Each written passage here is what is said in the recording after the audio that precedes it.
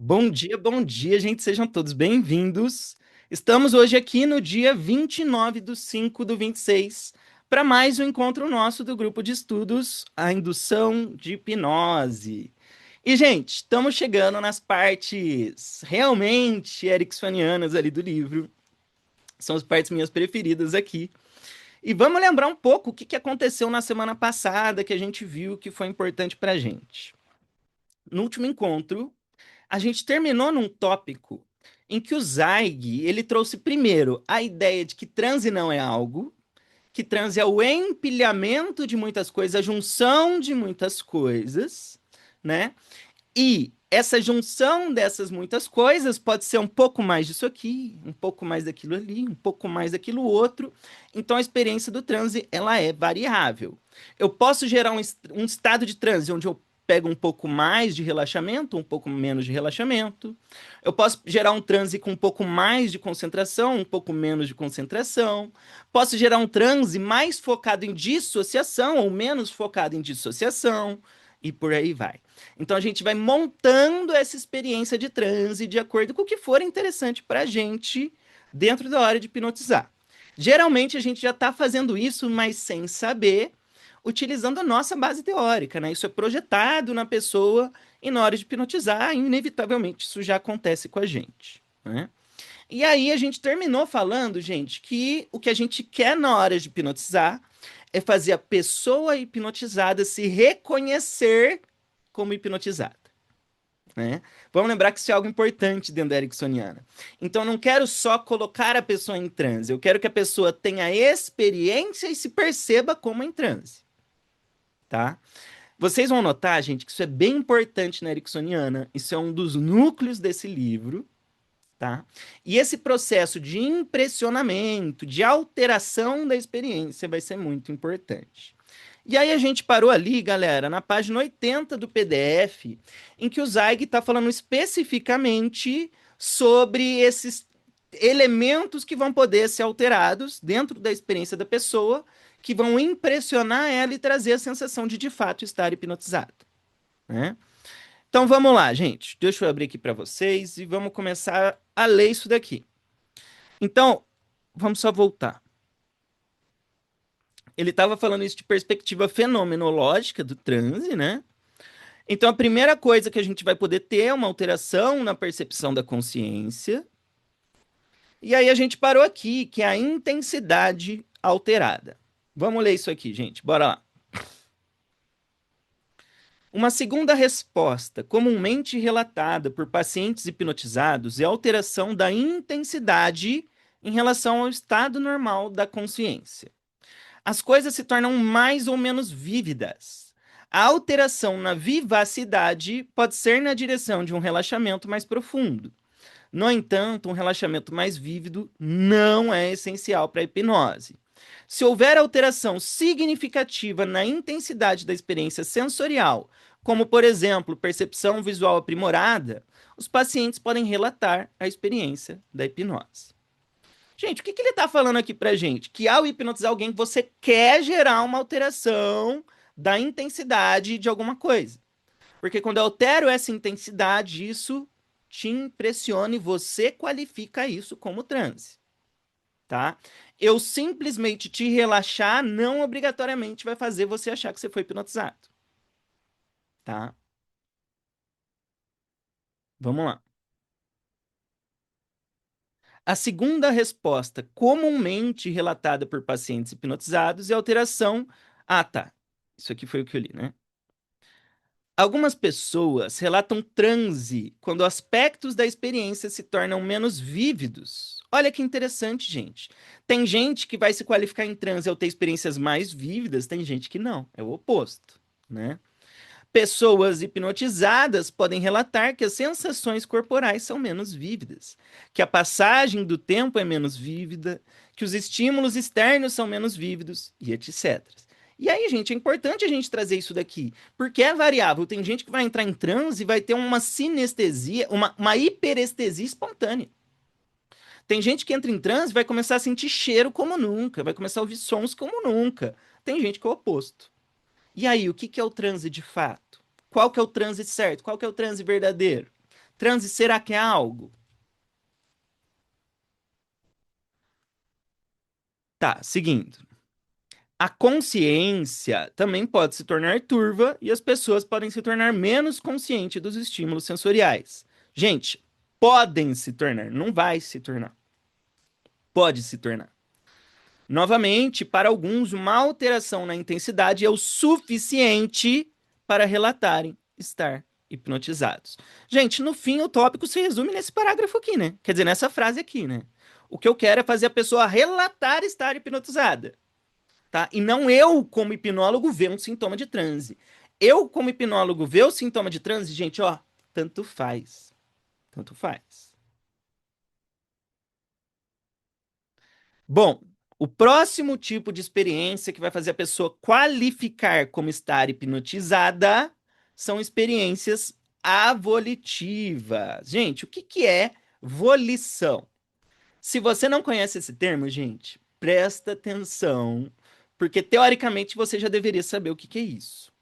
Não existe hipnose séria sem esse termo, gente. Vamos lá. Volição significa decisão, tá? Volição é decisão. O que a gente quer gerar durante a hipnose é uma experiência avolitiva. O que que significa uma experiência avolitiva? É algo acontecendo sem que eu decida, tá? Sem que eu decida. Fora da minha tomada de decisão, fora da minha consciência, a gente vai dizer aqui, dentro desse enquadramento que a gente está tendo. Tá? Então, uma das principais coisas que vai categorizar a experiência de alguém como hipnotizado são coisas acontecendo sem que ela decida que isso aconteça. Quando coisas acontecem sem que a pessoa decida que aconteça, inevitavelmente ela vai qualificar isso como hipnose, tá? E aí, gente, eu já trago aquela questão. Na hipnose você faz coisas que você não quer? Sim, é a experiência básica da hipnose, é a volição, tá? Vamos lá. Experiência avolitiva. Para relatar uma experiência hipnótica, os pacientes geralmente precisam vivenciar um grau de atividade avolitiva ou dissociativa. Vamos falar, vamos parar já nessa primeira frase. Por que dissociativa, gente? Avolição ou dissociação, dentro do contexto da hipnose, geralmente tem o mesmo sentido. O que é uma experiência dissociativa? É o estar dividido. O que a gente quer na hipnose ericksoniana é que eu tenha uma experiência de divisão, gente. Como assim? Eu aqui, consciente, e algo inconsciente acontecendo. O que é esse algo inconsciente? Esse algo que eu não decido, que está fora da consciência. Exemplo: minha mão subindo sem que eu queira. Exemplo: estados disparando no meu corpo sem eu decidir que isso aconteça. Eu alucinar coisas sem decidir que eu vou alucinar isso daqui. Tá? Isso é uma experiência de divisão, onde a minha consciência está aqui, mas tem processos involuntários acontecendo sem eu decidir que isso aconteça. Quando eu percebo esses processos involuntários acontecendo fora da minha tomada de decisão, isso é qualificado como dissociação, avolição nesse contexto hipnose.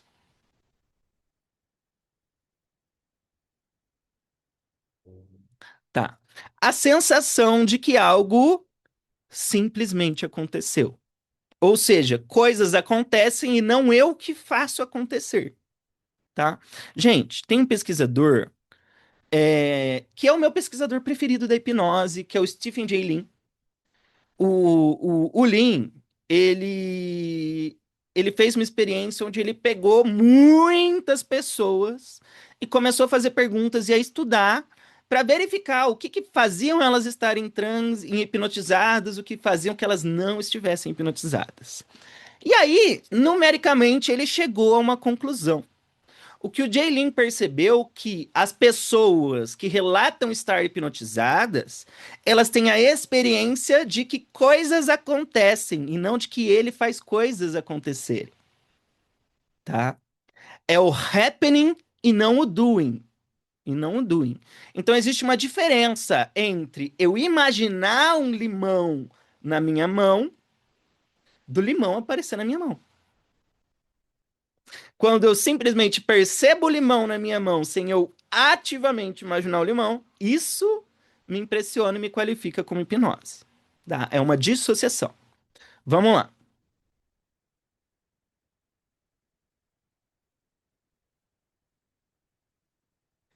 Então, onde algo simplesmente aconteceu e uma sensação de ser parte de algo e separado de outro algo.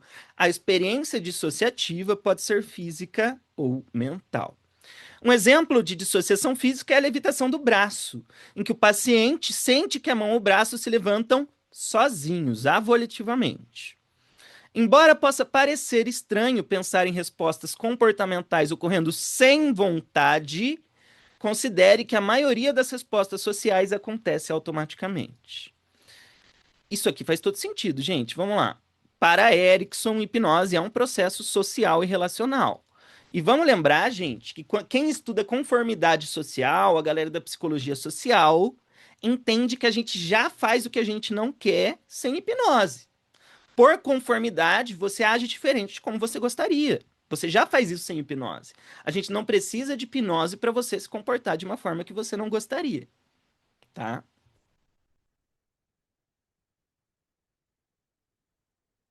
Vamos lá. Uma experiência mental avolitiva pode ser uma visualização. Por exemplo, uma indução guiada de fantasia pode instruir o paciente a imaginar que está caminhando por um caminho. O clínico sugere: o que é que você encontra de repente? O paciente pode então ter uma experiência espontânea em qualquer esfera sensorial. De fato, uma imaginação ativa pode virar algo passivo. Uma segunda categoria de dissociação é a sensação de ser parte de e separado de. Pacientes relatam transe se a consciência estiver dividida e ocorrer em múltiplos níveis, né? Eu não decidindo e coisas acontecendo sem eu decidir. Pacientes hipnotizados costumam dizer: eu estava ouvindo você, mas parte de mim estava em outro lugar. Eu sei que estava aqui, mas eu realmente me sentia como se estivesse flutuando em uma nuvem. Eu estava lá. Uma terceira categoria de dissociação é a desestabilização leve. A desestabilização leve foi frequentemente utilizada pelo Dr. Erickson em seus últimos anos. Gente, o que é uma desestabilização leve? Traduz aí para mim, gente.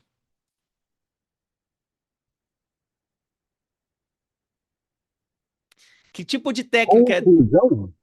confusão? É uma desestabilização. Muito bem, Yuri. Gente, desestabilização é uma das classes das técnicas, é uma classe de técnicas que o Milton Erickson criou. Dentre elas, a famosa confusão mental, né? O famoso choque, a surpresa e por aí vai, né? Essas técnicas são muito eficientes dentro da proposta que ela se propõe, né? Alguns pacientes podem precisar de leves sensações de desorientação como critério para relatar transe. E aqui ele está falando especificamente de desorientação temporal ou desorientação espacial, né? Os pacientes podem relatar transe quando se sentem um pouco tontos. Também, né? A experiência volitiva pode ser sugerida direto ou indiretamente. Pode ocorrer espontaneamente, por exemplo, quando um paciente manifesta repentinamente fenômenos hipnóticos clássicos, como amnésia ou regressão de idade. Novamente, para que alguns pacientes relatem hipnose, é importante que experimentem dissociação mental ou comportamental. E mais uma vez, gente, a última frase resume o trecho, tá? Basicamente é isso aí. Vamos lá, vamos para o próximo tópico. Próxima coisa que vai qualificar como hipnose é uma responsividade avolicional implícita. Na hipnose, a responsividade do paciente ao terapeuta durante a hipnose deve ser diferente daquela do estado de vigília. O paciente energiza o momento hipnótico com uma busca por um significado pessoal mais intenso do que normalmente acontece. Já vamos dar uma pausa aqui, gente. Quando ele fala responsividade evolucional implícita, o que ele está falando, gente? Ele está falando do comportamento de hipersugestionabilidade que o sujeito hipnotizado assume, né? O que ele está falando aqui? É a resposta que o hipnotizado tem ao hipnoterapeuta. Existe aqui um processo hierárquico e isso deve ser seguido dentro da hipnose. Ah, é, outra coisa, né? Ele cita ali essa ideia de paciente energizar o momento hipnótico com um significado pessoal mais intenso. Isso aqui acontece na clássica, mas principalmente na ericksoniana, né? Na ericksoniana, você está forçando a pessoa a fazer esse preenchimento. Seguindo. Por exemplo, o paciente pode não saber que está respondendo a uma sugestão específica ou pode não ter consciência da extensão de sua responsividade, especialmente quando as sugestões são expressas em linguagem indireta ou fornecidas por meio de sinais mínimos. Sinais mínimos e comunicação indireta é específico da ericksoniana, né? Por isso que eu falei que é um pouco da clássica, mas é mais da ericksoniana. Um exemplo simples de sinal mínimo seria quando o clínico discretamente acompanha a frequência respiratória do cliente, falando enquanto ele expira e posteriormente diminui a frequência da fala, momento em que o paciente diminui o ritmo respiratório espontaneamente. Pausa, gente. Aqui o Zeig está indo longe demais já. O processo de indução ericksoniana é um processo de sensibilizar o cliente a responder a dicas mínimas, tá? O que a gente quer na hora de fazer uma indução ericksoniana é ir treinando a pessoa a estar reagindo a mínimas comunicações que eu tenho. Há uma mudança minha de tom de voz, a mudança do meu ritmo respiratório, a inflexão da minha fala, os meus gestos, as minhas expressões faciais e por aí vai. Diferente da hipnose clássica, que eu quero que a pessoa responda apenas a minha sugestão verbal, na ericksoniana a gente quer fazer a pessoa reagir muito mais às sugestões. E, gente, sugestão entra o não verbal também, tá?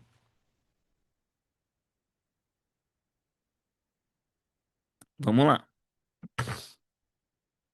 O paciente pode ter a vaga percepção de eu estou respondendo, mas não tenho certeza do que fazer. Isso aqui é exatamente ericksoniano, né? Por que não ter certeza do que fazer, gente? Porque o Erickson, ele estava sendo vago na comunicação e ele estava falando de forma aberta. Então, estar sendo hipnotizado pelo Erickson é um processo onde você sabe que ele está esperando que você reaja, mas ele tá deixando vago justamente para você não saber o que ele tá querendo dizer e você energizar essa sugestão. Você trazer de dentro o significado e reagir a ela a partir do seu sentido interno, né? Então, o Erickson está estimulando você a reagir e naquela postura de é isso mesmo que eu disse, responde logo. Eu pedi para você fazer, reage logo. Só que ao mesmo tempo você tá querendo reagir, mas preenchendo do seu significado, né? Estar sendo hipnotizado pelo Erickson muitas vezes era confuso ou inebriante, porque você não sabia muito bem o que estava rolando naquele contexto, né? Era esquisito.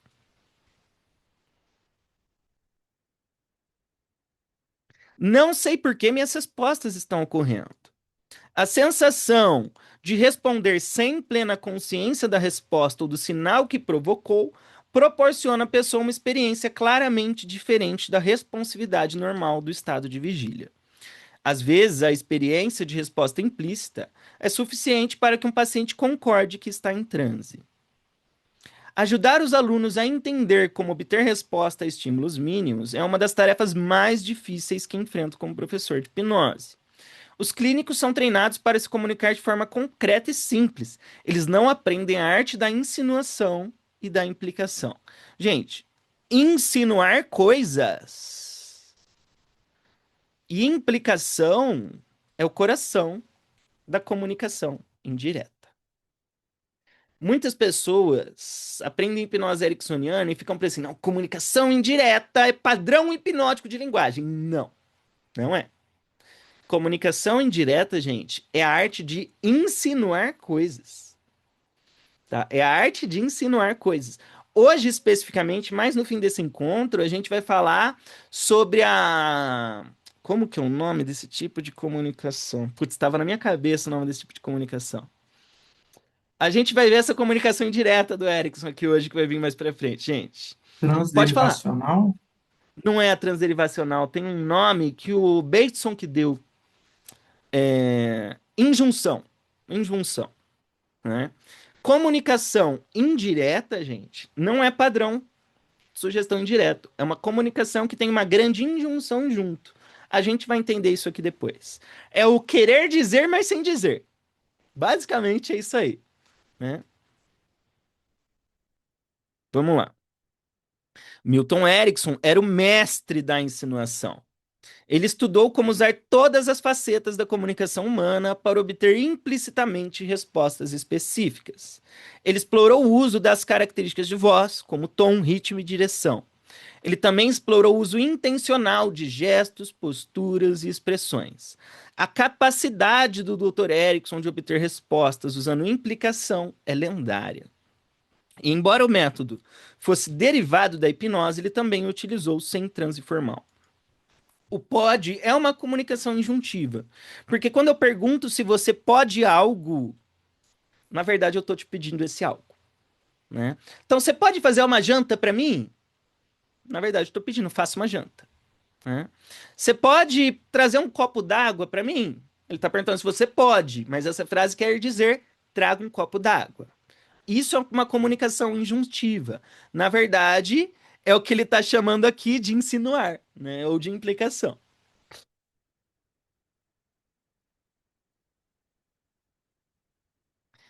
O propósito da responsividade implícita pode passar despercebidos para alguns, mas é central para a existência humana e faz parte da nossa herança evolutiva. O campo da psicologia social estava em seus primórdios durante a vida do Dr. Erickson. Exatamente, gente. Psicologia social estava se desenvolvendo ali naquela época, né? O campo da psicologia social. Um aspecto central da psicologia social é o estudo da responsividade implícita, pesquisando efeitos como priming, contágio emocional, obediência, autoridade, dissonância cognitiva, atribuições e mimetismo social. A psicologia social comprovou que a responsividade implícita faz parte da natureza social essencial dos seres humanos. O Zweig aqui realmente me impressiona, gente, porque hoje, quando se estuda hipnose, é inevitável a gente falar de psicologia social, tá? Inclusive, já vou fazer um convite para vocês que estão aqui nessa aula, gente. Eu vou dar um curso de hipnose daqui a 2 fins de semana, e esse curso, metade dele é baseado em psicologia social, tá? Hoje em dia, quando a gente fala de hipnose séria, a gente tem que falar de psicologia social. E aí a gente tem que entender o que que é conformidade, o que que é autoridade, a ideia de priming e por aí vai, porque tudo isso aqui tá dentro da hipnose, né? E eu acho maluco que tem muito hipnólogo que vem dizer assim, não, na hipnose você não faz nada do que você não quer.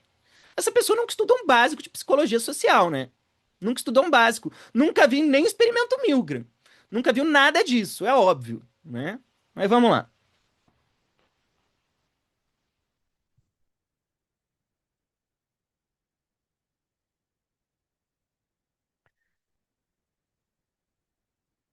A responsividade implícita faz parte da... Ah, isso aqui eu já li. Ah, não, não li. A responsividade implícita faz parte da nossa biologia evolutiva. Os animais respondem a insinuações. A mediação consciente não é um pré-requisito para a responsividade humana. Faz parte da nossa sociobiologia, do nosso funcionamento emocional. Gente, vamos supor que você está andando no centro de São Paulo. De repente, um grupo de pessoas, você está indo numa direção, um grupo de pessoas começa a andar na sua direção, andar não, correr na sua direção com cara de desespero. O que que você faz? Você continua andando calmamente ou você sai correndo junto? É óbvio que você sai correndo junto. Isso aqui é tudo comunicação não verbal, gente. A gente é treinado a responder muito mais a um monte de gente correndo e gritando do que uma sugestão direta, tá? Saibam disso. Evolutivamente, né? A gente é desenvolvido para isso. Vamos lá. A resposta à insinuação é fundamental para a arte. Arte é uma comunicação insinuativa, né? Artistas são mestres no uso da implicação, uma qualidade reforçada pelo treinamento, pela experiência. O objetivo da arte é orientar o espectador para uma experiência emocional. Artistas entendem que a sugestão direta tem utilidade limitada para provocar emoção ou estado. E, portanto, artistas de todas as disciplinas sugerem em vez de informar. O que que ele está dizendo aqui, gente? O que ele está dizendo é o seguinte: um artista, ele não vai dizer assim, ah, seja tocado pelas suas emoções agora, sinta-se triste. Ele não vai dizer sinta tristeza. Ele vai contar uma história para você, ele vai contar um poema para você, ele vai botar uma cena de um filme para você ver. Se eu quero que você se emocione, a arte toca muito mais os outros do que eu ser informativo na minha comunicação, tá? Exatamente, a arte evoca, né? É muito mais fácil fazer você chorar fazendo você assistindo um filme do que eu dizer chore agora. Como a arte se relaciona com a hipnose? A hipnose deve ser eliciada, pois, como um estado semelhante a uma emoção, não pode ser eliciada por meio do fornecimento de informações. Gente, o que que ele está dizendo aqui? O que ele está dizendo aqui é o seguinte: se você vira para o seu cliente e diz assim, relaxe 2 vezes mais. Teoricamente, é a mesma coisa que você virar para uma pessoa depressiva e dizer assim, fique feliz. Eu pegar para alguém e dizer assim, entre em transe, vá mais profundo, relaxe 2 vezes mais, é a mesma coisa que eu virar para alguém ansioso e dizer assim, ô, fica calma aí. Por quê, gente? Gente, relaxar e entrar em transe são estados. E olha que incrível, você não decide mudar o seu estado. Se você decidir se sentir seguro ou confiante, você não se sente seguro e confiante, porque estado está fora da tomada de decisão, tá? Eu até posso dizer relaxe 2 vezes mais e a pessoa relaxar, mas é uma pequena porcentagem de pessoas que têm uma habilidade natural de relaxar por meio de sugestão direta. A maioria das pessoas não relaxa por meio de sugestão direta. Então, se eu quero que você relaxe, o que que eu tenho que fazer? Eu tenho que estimular o relaxamento, né? Se eu quero que alguém, se eu quero pegar alguém depressivo e eu quero que essa pessoa se sinta mais tranquila, não adianta eu virar, ô, fique calmo, a vida é bela, aproveita a vida. Não adianta. Eu vou ter que levar essa pessoa no cinema. Eu vou ter que sentar e ter uma boa conversa divertida com essa pessoa. E por aí vai. Então, se eu quero disparar um estado em alguém, eliciar esse estado, evocar, estimular esse estado, faz muito mais sentido do que eu dizer relaxe, entre em transe, tá?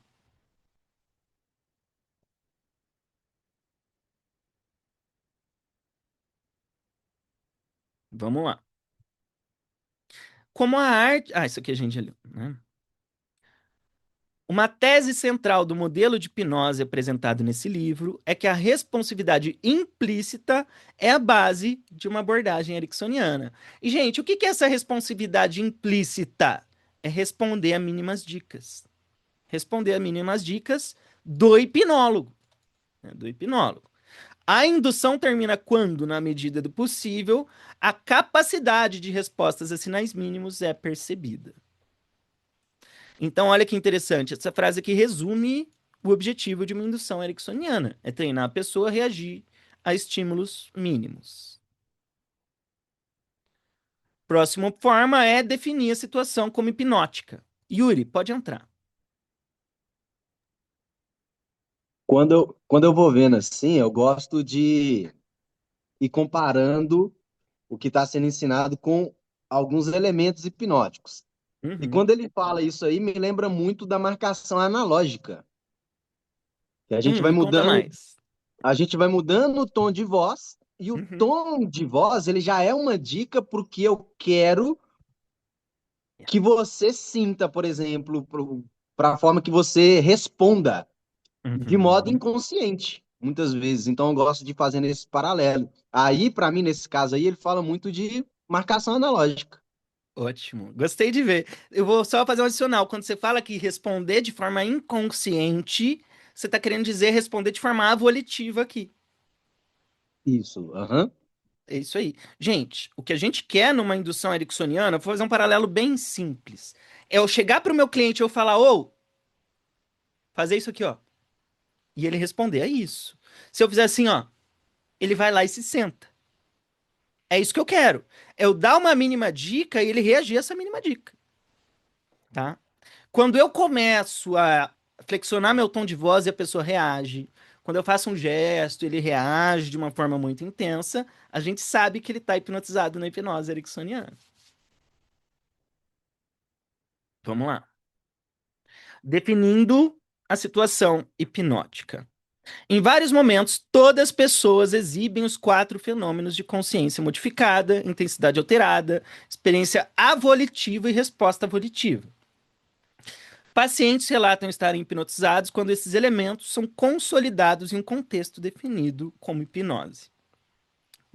Depois eu falo. Por exemplo, um devaneio pode ser excepcionalmente vívido, de modo que a consciência dos estímulos circundantes pode ser modificada a ponto de praticamente não existir. A regressão pode acontecer espontaneamente ao dirigir um carro. O bocejo de uma pessoa pode desencadear uma série de bocejos inconscientemente responsivos, entre outros. No entanto, nenhuma dessas experiências é considerada hipnose. Há um quinto elemento fenomenológico, a situação, até certo ponto, deve ser definida como hipnose. Antes de eu chamar você, Paulo, eu vou fazer um comentário aqui. Gente, o James, como que é o nome dele? O Bernheim, né? O Bernheim, muito antes do Freud fazer hipnose, o Bernheim ele já falava assim: tudo que acontece dentro da hipnose acontece fora da hipnose. O que isso quer dizer? Todos esses fenômenos malucos que a gente faz dentro da hipnose também acontecem o tempo todo fora. A gente tem anestesia fora da hipnose, a gente tem alucinação fora da hipnose, a gente tem dissociação fora da hipnose, movimento ideomotor fora da hipnose, e por aí vai. O tempo todo a gente está tendo esses fenômenos. Vira e mexe, eu tô procurando um objeto, cadê esse objeto? Cadê a minha chave? E quando eu vejo, a chave tá na minha mão. Vira e mexe, minha mulher mandou eu procurar alguma coisa, eu tô olhando ali no armário, eu não tô vendo. Ela abre a porta, tá na minha cara. Como que é o nome disso? Alucinação negativa. Eu não preciso ser hipnotizado para ter uma experiência de alucinação negativa, tá? Eu não preciso ser hipnotizado para ter uma experiência de percepção alterada do tempo. Quando eu vou no cinema, eu já tenho uma experiência alterada do tempo, né? Então, por que que eu não digo que eu tô hipnotizado quando eu tô procurando minha chave e ela tá na minha mão? Porque o contexto não se chama hipnose. Que o contexto não se chama hipnose. Vira e mexe, eu tô falando coisas pra vocês e eu esqueço o que que eu ia falar. A palavra tá na ponta da língua, mas ela não vem. Como que é o nome disso? Amnésia. Eu não preciso ser hipnotizado pra ter amnésia.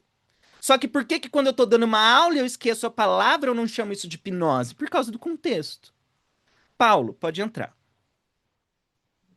Essa questão quando a gente pensa em termos da neurociência, do erro de previsão do cérebro, de estar distinguindo sensações é, é, interoceptivas de sensações esteroceptivas. É a gente Uhum. perder a noção da realidade interna com a realidade externa. Faz sentido, efetivamente, realmente, realmente. Tá. Então, gente, perceba que criar um contexto chamado hipnose é poderoso para a própria hipnose, né? Ele traz potência para o processo hipnótico. O paciente energiza a definição sugerida pelo clínico, que é oferecida direto ou indiretamente. Praticantes tradicionais podem sugerir diretamente. Agora é a hora da hipnose. Muitas vezes o Dr. Erickson sutilmente sugeriu que a comunicação subsequente seria uma indução hipnótica, alterando o tom e a direção de sua voz. Isso aqui é um elemento da divisão, né? São dicas contextuais que a gente chama dentro da hipnose ericksoniana. Dentro da hipnose ericksoniana, o contexto, muitas vezes, ele é qualificado como hipnose de forma indireta. E a gente já faz isso, né? Dentro da clínica. Eu não preciso falar para o meu cliente que vai rolar hipnose agora. Eu só começo a fechar a cortina. Eu peço para ele sentar na poltrona da hipnose. Eu desligo as luzes. Só de eu começar a fazer isso, o que, que eu estou dizendo para você? Agora a hipnose começa. Né? São dicas de contexto que vão comunicar isso aqui para você. Só que o Erickson levava isso de uma forma mais extrema, né? Então ele poderia estar falando com a sua consciência e de repente ele mudava o tom de voz, diminuía o ritmo, mudava de lado. E essa alteração em toda a forma de se comunicar também é uma dica de contexto, né? Mas voltando, gente, vamos lá.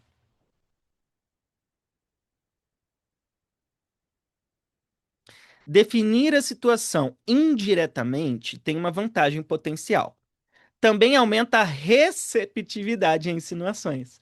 Olha que interessante. Então, eu ser indireto na hora de comunicar que eu vou hipnotizar, isso eu estou dentro da clínica, isso já facilita que a pessoa reaja mais facilmente a dicas indiretas, a insinuações.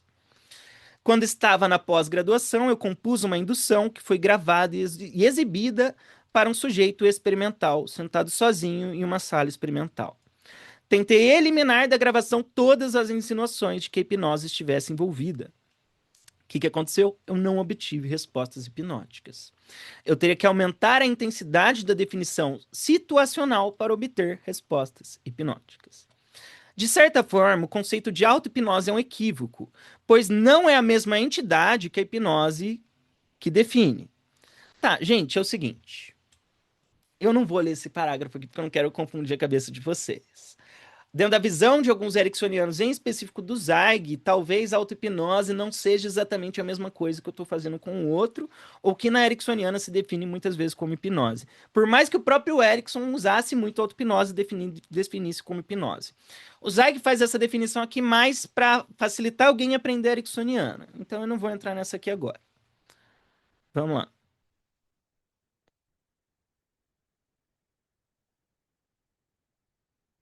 Em resumo, pacientes que vivenciam um ou uma combinação dos 5 elementos fenomenológicos podem relatar transe.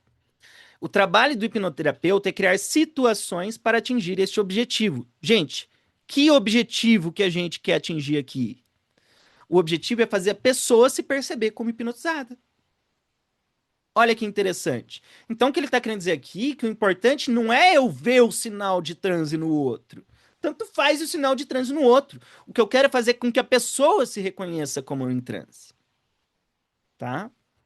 Utilizando diversas técnicas, o hipnoterapeuta trabalha para revigorar e solidificar os elementos hipnóticos, acessando e reorganizando aprendizados não reconhecidos do paciente, ajudando a consolidá-los em uma experiência que o paciente pode definir e rotular como transe.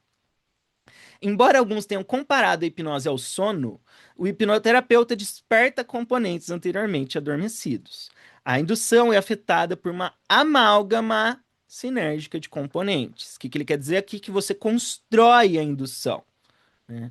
Você constrói somando componentes, um pouco mais daqui ou um pouco mais de lá, formando essa amálgama a partir do objetivo que você tem.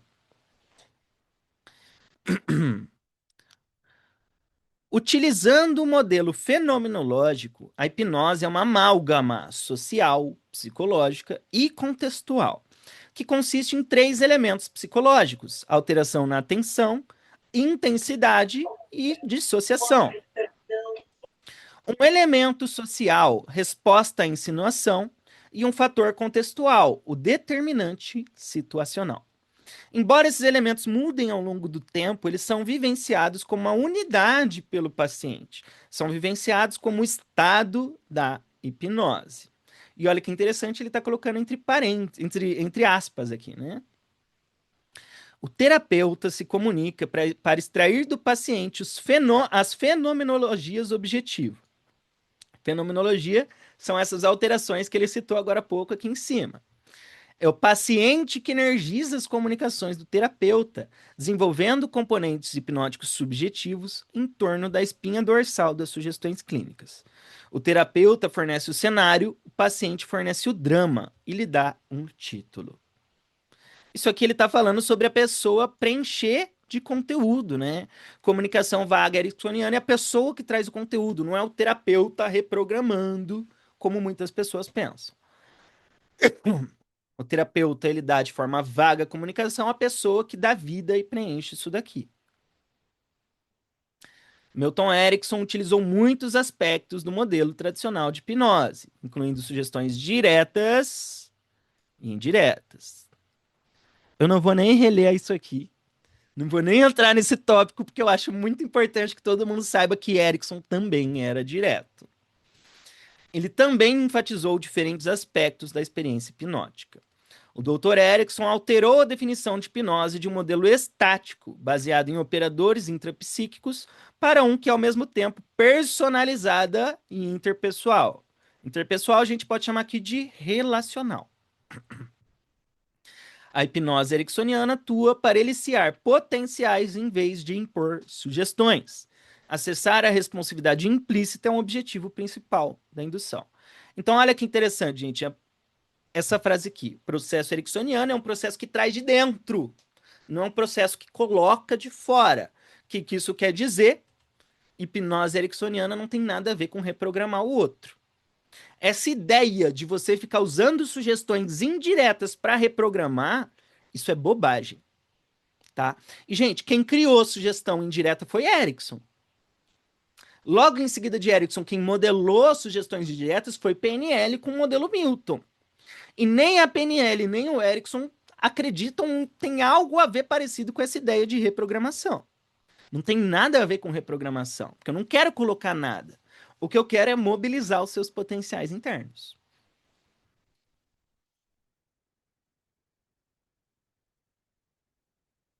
O terapeuta ericksoniano pensa estrategicamente em termos de atingir objetivos individualizados de hipnose.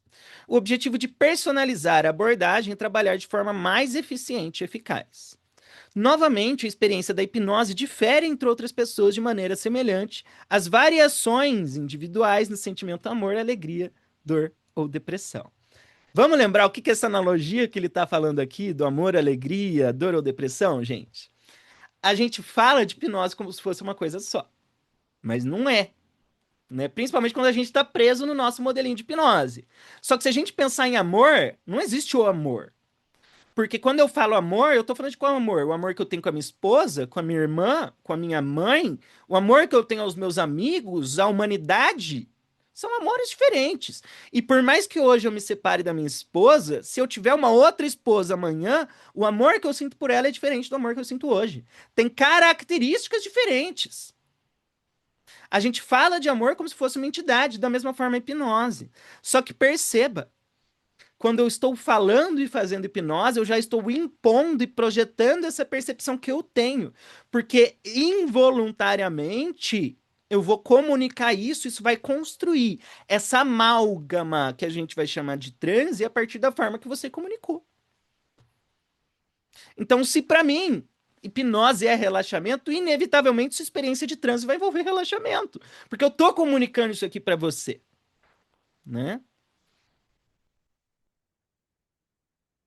Vamos lá. Oferecer uma indução de hipnose é essencialmente uma aplicação para influenciar. É óbvio que é influência, né? E a galera não gosta de trazer essa ideia de influência na hipnose. Eu não entendo. Pode ser comparado a um contrato legal, no qual um paciente autoriza um acordo vinculativo por meio de uma assinatura. Os pacientes assinam quando acessam e desenvolvem sua responsividade implícita e única, sinalizando assim sua abertura à influência. Posteriormente, os pacientes se abrem para revelar potenciais latentes, os recursos. Por exemplo, os pacientes podem descobrir a capacidade de alterar a percepção de dor. Psicologicamente, o paciente pode descobrir uma nova flexibilidade. A responsividade hipnótica é primariamente uma responsividade dissociativa a pistas mínimas. Essa frase aqui é importante para a gente, né?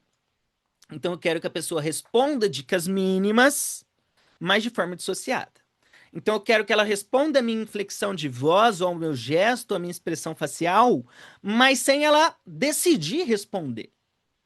Tá? Eu quero que ela só responda. Né? Isso aqui é a ideia de responsividade dissociativa. Né?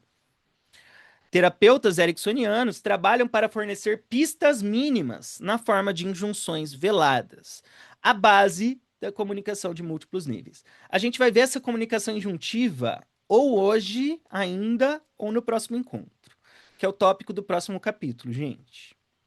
Para entender melhor a insinuação, examinaremos a estrutura multinível da comunicação. A gente chegou aqui no tópico que eu falei que a gente ia chegar. A gente vai ver hoje. Gente, alguma dúvida ou questão sobre esse tópico que a gente acabou de ler? Manda aí.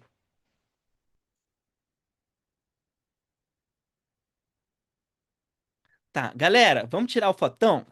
Vamos aproveitar que vocês ainda estão aí, vamos tirar o fotão, gente.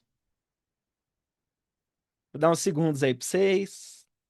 Enquanto o pessoal se prepara, Roberto, só Comentar que eu lembrei, sabe do quê? Daquela figura estereotipada da cartomante. Ela faz Conta mais. exatamente esse lance de deixar que o cliente preencha. Ela fornece todo o Hum, contexto para ele preenchendo, né? verdade. Verdade, é isso mesmo, né?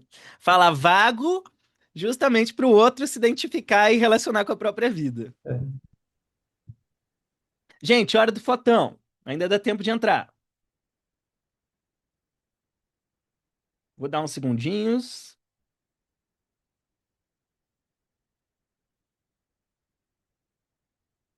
O Gabriel aparecendo aí. Muito bom, Gabriel. Gabriel na moto, só nas motos. Vamos lá, gente, vamos lá. Galera, olhando lá para a webcam, aguenta aí que eu vou tirar mais uma foto. Deixa eu só salvar essa daqui. Mais uma vez, olhando lá na webcam. Aí, gente, muito bom, muito bom. Depois vou mandar o fotão lá. Vamos voltar. São duas vezes da Copa. Fala, Wilson. Ah, não, tava falando com a Carla que me confundi. É que Ela desmutou bem saiu na hora. Faz ela saiu parte. duas vezes da foto, que ela saiu na minha e na dela. Boa. Aí sim. Muito bom, vamos lá, gente, vamos lá. Agora, galera, a gente vai entrar no capítulo 9, que vai falar sobre comunicação evocativa. Mas deixa eu fazer um comentário aqui. Vamos lá, antes da gente seguir. Quem fala de evocação, principalmente, é o Zweig, tá? Quem conhece o Zweig hoje, acompanha o trabalho dele, o Zweig hoje, ele dedica a vida dele a modelar pessoas que têm uma grande comunicação evocativa. O que eu quero dizer com isso, gente? O Zweig hoje, ele basicamente trabalha modelando artistas em geral. Então, para vocês terem uma ideia, o Zeig, ele tem um documentário que ele montou, que ele gravou junto com um diretor de cinema para entender o que esse diretor estava usando na abertura de 1 minuto do filme que ele criou para tocar os outros emocionalmente. O Zeig estuda músicos para saber, meu, o que você está fazendo que faz os outros serem tocados emocionalmente. O Zeig estuda um poeta para entender, cara, o que você está fazendo que toca os outros, que mobiliza estados dentro dos outros. Vamos lá, você está assistindo essa gravação, a gente teve um problema aqui, então estamos voltando ao nosso encontro. Vamos lá, gente. Então agora a gente vai lá para o capítulo 9. Gente, o capítulo 9, ele vai falar sobre comunicação evocativa. Eu estava falando sobre o Zweig estudar comunicação evocativa, né? E aí é o seguinte, esse capítulo aqui, ele vai falar de um pequeno pedaço da comunicação evocativa, tá? O que vocês vão ver aqui é uma sintetização da comunicação evocativa e especificamente o foco em alguns dos componentes da comunicação evocativa, tá? Comunicação evocativa vai muito além do que está sendo falado nesse tópico. Eu falo isso, gente, porque o Zweig ele tem um livro inteiro só sobre isso, chamado Evocation, tá? É um livro incrível, eu sugiro quem tiver a oportunidade de conhecer. Inclusive, o treinamento presencial que eu fiz com o Zweig foi baseado na comunicação evocativa nesse livro especificamente, né? Então, vamos entender um pouco o que ele está querendo chamar aqui de comunicação evocativa.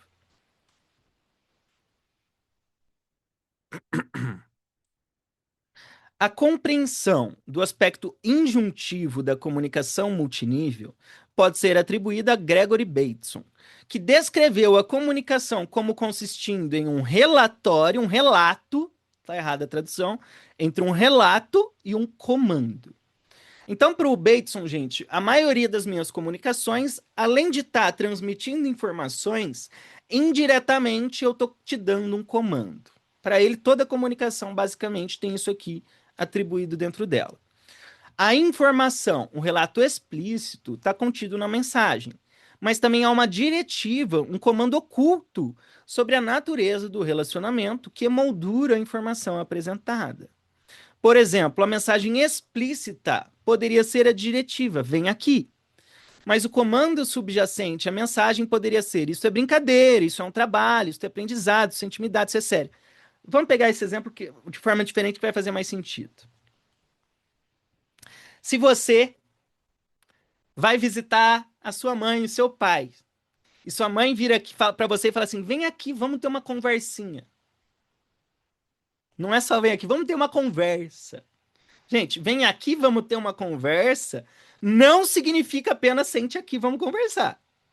Geralmente, se seu pai ou sua mãe vira para você e fala: vem aqui, senta aqui, vamos ter uma conversa, tem muito mais informação que está sendo comunicada.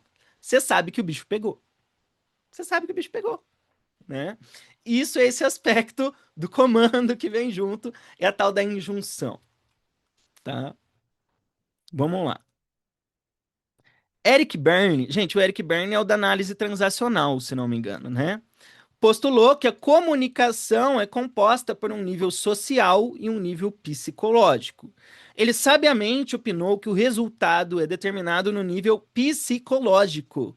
Por exemplo, considere uma cena de sedução em que um homem pergunta sugestivamente a uma parceira em potencial: você subiria e veria minha coleção de borboletas? Nossa, que exemplo ruim.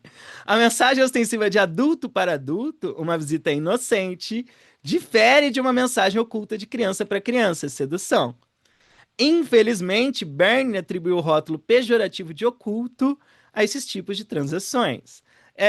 Vamos traduzir? Vamos ver Netflix. Vamos ver Netflix. Paulo, entra aí. Na minha época, era o Chaves, a Dona Florinda e o A professor xícara de café. Girafales. A xícara de café. Se tu quer entrar tomar uma xícara de café, uma criança não sabe o que que é entrar e tomar uma xícara. O Kiko nunca ficava dentro de casa quando o professor ia Verdade. tomar a xícara de café dele lá. É verdade, é verdade. Vamos tomar um vinho. Você quer subir e tomar um vinho? É tudo menos tomar um vinho, né? Caramba, Paulo, você acabou com a minha inocência agora. Esse exemplo realmente foi bom. Esse exemplo foi bom. Ai, ai. Vamos lá, vamos lá. Tá.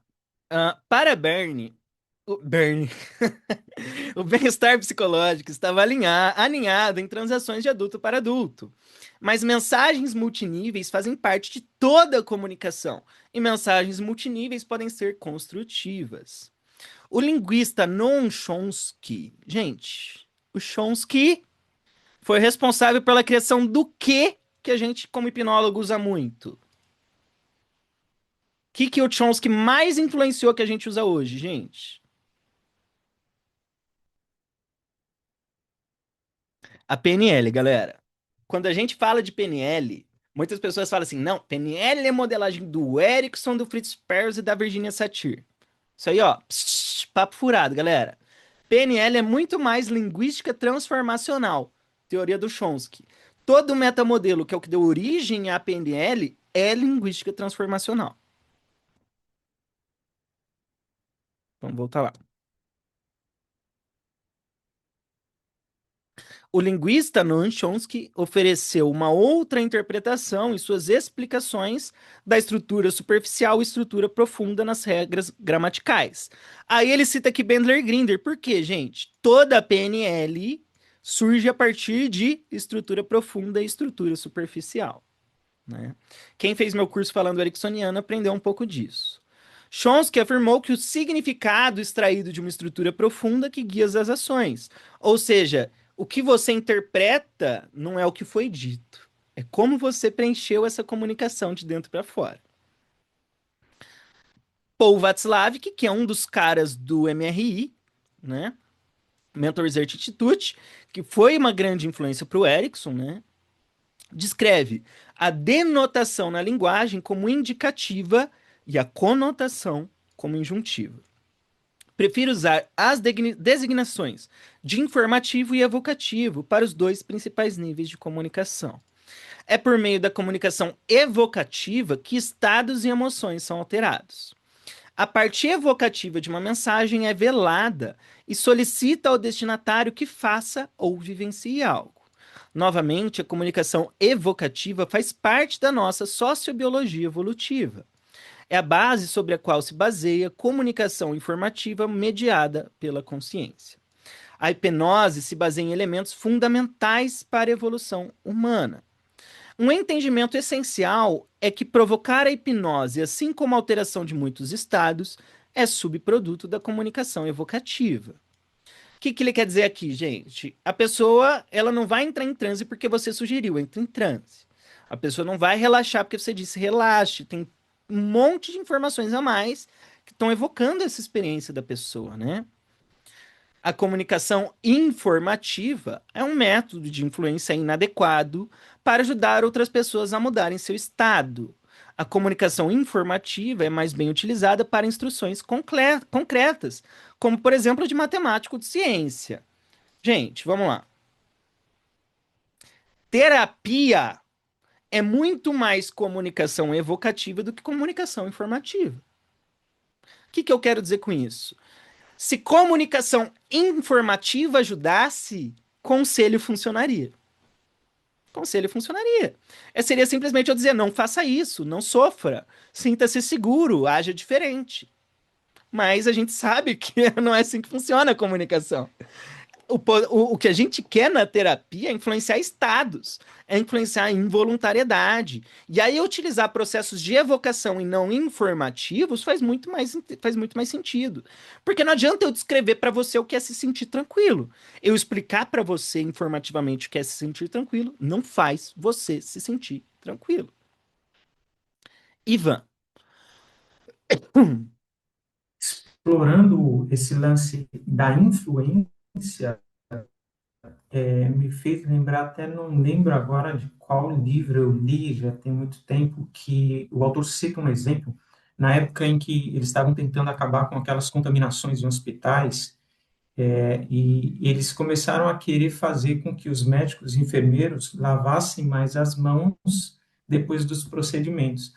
E eles tentaram colocar um cartaz, né, no lavatório, indicando a importância de lavar as mãos. E eles tiveram um resultado meio pobre nisso. Depois eles mudaram e colocaram um informativo dizendo como os profissionais mais gabaritados de saúde, alguma coisa do tipo, sempre lavam as mãos depois dos Nossa. procedimentos. E aí o resultado foi muito maior.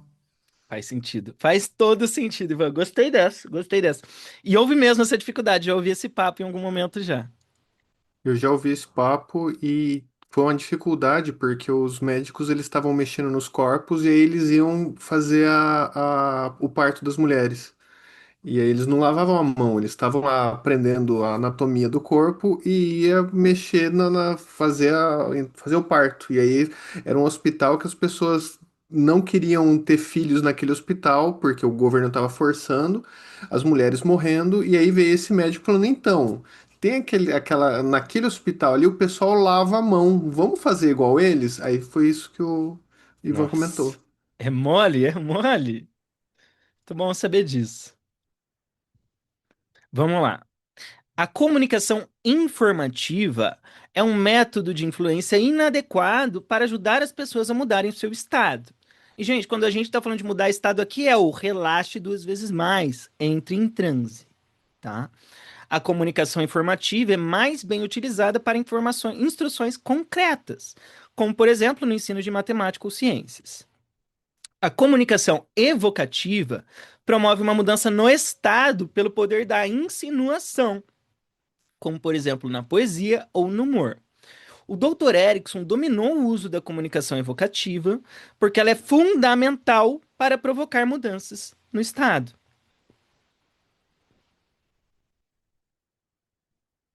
Para compreender a distinção entre comunicação informativa e evocativa, considere a indução hipnótica do conjunto de aprendizado precoce do Dr. Erickson, uma indução alcançada pela absorção do paciente nos detalhes de uma memória. Tá, gente, é aquela indução em que o Erickson fala sobre aprender a escrever, né? A estrutura superficial é uma descrição de como as crianças abordam a tarefa de aprender a escrever. A estrutura mais profunda é uma indução hipnótica. Ao começar a falar sobre aprender a escrever, o Dr. Erickson indicava de uma forma não verbal que estava oferecendo uma indução hipnótica, desviando o olhar do paciente talvez para o chão, sugerindo entre. Em seguida, falava com uma voz lenta, comedida e cadenciada. Aqui está um resumo da indução do conjunto de aprendizado precoce. Então, vamos lá. Vou lembrar de vocês de algo que aconteceu há muito tempo. Quando você aprendeu a escrever as letras do alfabeto, foi uma tarefa terrivelmente difícil. Você pingou o T e riscou o I. Quantas saliências existem em um N e em um M? De que lado da linha você circulou o B, o P e o D? Gradualmente, você formou imagens visuais mentais que se alojaram permanentemente em bilhões de células cerebrais não utilizadas. Enquanto eu estava falando com você, sua frequência respiratória mudou, sua pulsação mudou, seus movimentos musculares se alteraram. Tá, gente, a gente vai ver um comentário do Zayg sobre esse trecho aqui, mas eu quero que vocês foquem nesse trecho aqui. Essa frase aqui que vocês estão lendo parece uma simples frase, né? Parece que é o hipnólogo falando alguma coisa para o hipnotizado. Só que essa frase aqui, gente, talvez seja uma das frases mais poderosas para hipnotizar alguém, tá? E hipnólogo clássico muitas vezes esquece da potência desse tipo de afirmação. Qual que é o objetivo do Dr. Erickson falar isso aqui, gente? Alguém sabe dizer o que ele queria dizendo isso daqui? Trazer para a consciência a mudança da pessoa. Por Ela quê? mostrar que ela teve uma alteração avolitiva na respiração. Chegou no ponto, Paulo. O objetivo dessa frase aqui, gente, é fazer a pessoa perceber que ela está em transe. Fazer ela perceber que ela está em transe. O que importa não é alterar a respiração dela.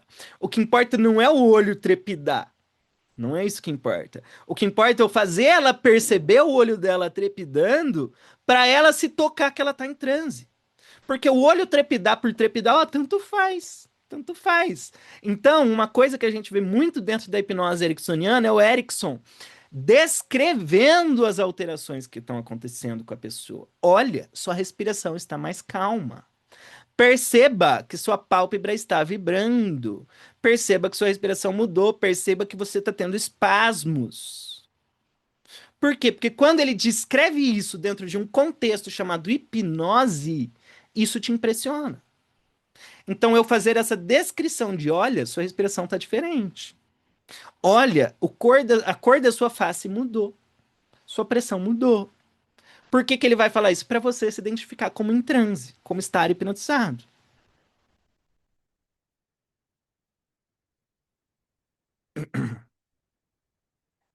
Exatamente, Yuri. Por trás do aspecto informativo dessa comunicação, encontra-se inúmeras injunções evocativas, algumas das quais são apresentadas pelo comportamento não verbal inicial do Dr. Erickson, que sugere: este é um momento de transe. Ele não está falando isso, mas indiretamente isso está implícito nesse momento, né? O terapeuta incita o paciente a responder a mensagens sutis e implícitas, apresentadas tanto verbalmente quanto não verbalmente. Em contexto, uma mensagem psicológica paralela pode ser: assim como você aprendeu a escrever há muito tempo, esta tarefa de entrar em transe pode ser difícil no início, mas com o tempo você conseguirá fazê-la facilmente. O Dr. Erickson então provocou a desestabilização construtiva ao se referir ao cruzar o I e pontuar o T. A desestabilização pode ser eficaz na interrupção de conjuntos conscientes como um precursor para provocar a fenomenologia hipnótica. Primeiro, pede-se ao paciente que se lembre de coisas do passado, em seguida, ao mudar do passado para o presente. Olha que interessante, isso aqui estava escondido ali. Ele começa a falar no passado, ele troca para a linguagem no tempo verbal presente. Você pingou o T, pingou é passado. Para quantos relevos existem? Não é existiu, existem. O Dr. Erickson sugere que os pacientes podem estar absortos nas memórias aparentemente presentes. Da mesma forma, dizer N antes de M pode ser levemente desestabilizador. Não vou entrar nessa daqui. Injunções subsequentes lembram secretamente ao paciente de que o aprendizado hipnótico pode ser gradual, mas se torna permanente de maneira semelhante à aprendizagem da escrita. As respostas hipnóticas podem ser aprendidas da mesma forma que o processo de aprendizagem da escrita, que começa de forma meticulosamente consciente e rapidamente se torna automático. O paciente energiza a comunicação multinível, extraindo significados relevantes para o contexto, o que nesse caso diz a respeito à hipnose, não ao aprendizado das letras. Além disso, o paciente é sutilmente encorajado a desenvolver imagens visuais permanentes, não apenas das letras, mas também durante o trabalho de transe subsequente. Pausa, pausa. Isso aqui é o Zweig analisando uma indução do Erickson. Vamos entender, gente, que toda comunicação injuntiva, teoricamente, não deveria ser tão analisada assim, tá? Isso que ele está chamando aqui de comunicação injuntiva, eu vou chamar isso aqui de metáfora. Isso é o que as pessoas chamam de metáfora. Não é contar uma historinha decorada, tá? Não se faz uma análise da metáfora. Por quê? Eu já estou trazendo uma comunicação que é injuntiva e mais vaga para você fazer esse preenchimento. Na verdade, quando a gente faz uma comunicação que é indireta, a gente está abrindo mão de parte informativa dessa comunicação. Então, eu abro mão do que talvez você signifique essa experiência. Eu não tenho como saber como você está significando isso aqui. Por isso, geralmente, a gente não faz análise. O Zeg está analisando para trazer algumas ideias aqui, né? Mas se você receber essa indução, talvez o significado que você tire seja outro.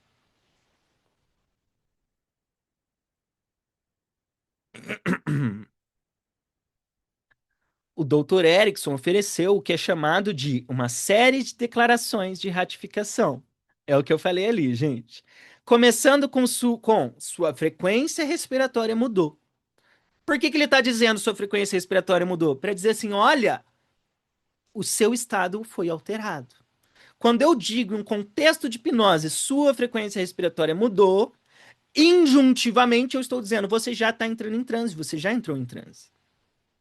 Né? Ratificação é o processo de refletir em frases declarativas simples as mudanças que ocorrem à medida que o paciente se absorve na indução. Tais declarações asseguram implicitamente ao paciente que eles estão de fato respondendo à hipnose e que o fazem de maneira desejável, consistente com o comportamento hipnótico. Essa frase aqui é muito importante para a gente. Um outro objetivo da ratificação, gente, é fazer não só você perceber que você está hipnotizado, mas fazer você perceber que você está se comportando da forma que eu quero. Gente, a pessoa ter a sensação de que ela está se comportando adequadamente ao contexto é importante para a hipnose. Porque quando eu digo isso mesmo, muito bem, dentro de um contexto de hipnose, internamente você pensa assim, poxa, eu estou fazendo certo. Estou reagindo certo, estou hipnotizado.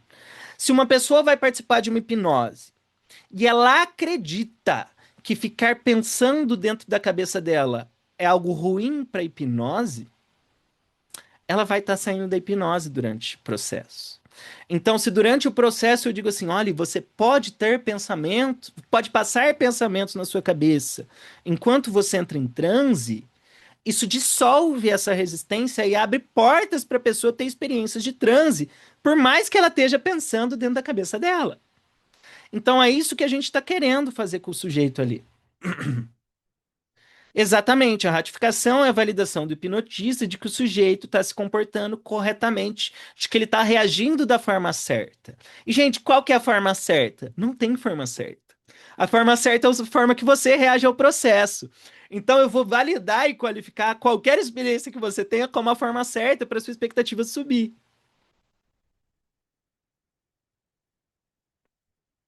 A tabela 3 analisa os aspectos indicativos e injuntivos do Dr. Erickson.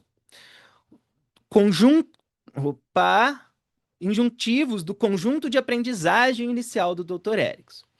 A indução. As declarações informativas são declarações e interrogativas. Os significados evocativos são exclamativos. A pontuação da terapia tradicional é declarativa e interrogativa, consistindo em afirmações e perguntas, por exemplo, você parece triste. Isso lhe lembra algo do seu passado? A gramática implícita dos pacientes é exclamativo. Me ajude. A gramática implícita da hipnose é exclamativa, correspondendo à gramática implícita do cliente. O que ele está querendo dizer aqui, gente? O que a gente está querendo dizer aqui? Se eu for traduzir a comunicação ericksoniana, eu traduziria como mude. Mude. É isso que a gente está querendo dizer na hora de hipnotizar alguém. Mude, haja diferente, né? Resumidamente, de uma forma muito resumida, basicamente é isso que a gente está comunicando para o outro. Seja flexível.